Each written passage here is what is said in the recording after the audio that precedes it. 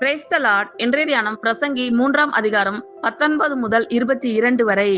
மனுபுத்திரருக்கு சம்பவிக்கிறது மிருகங்களுக்கும் சம்பவிக்கும், அவர்களுக்கும் இவைகளுக்கும் ஏக சம்பவம் உண்டு.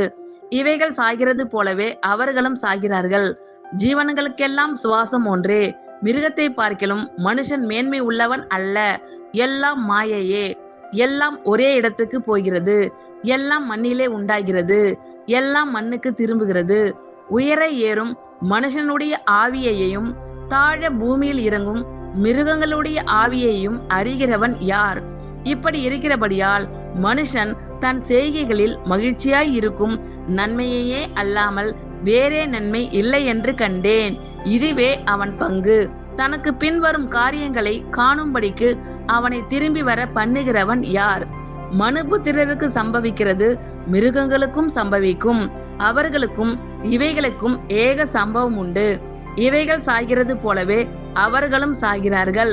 ஜீவன்களுக்கெல்லாம் சுவாசம் ஒன்றே, மிருகத்தை பார்க்கிலும் மனுஷன் மேன்மை உள்ளவன் அல்ல.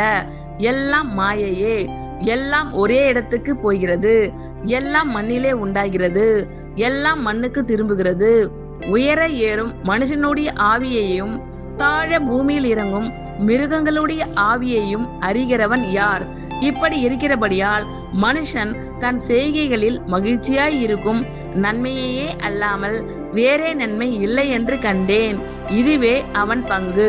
தனக்கு பின்வரும் காரியங்களை காணும்படிக்கு அவனை திரும்பி வர பண்ணுகிறவன் யார்?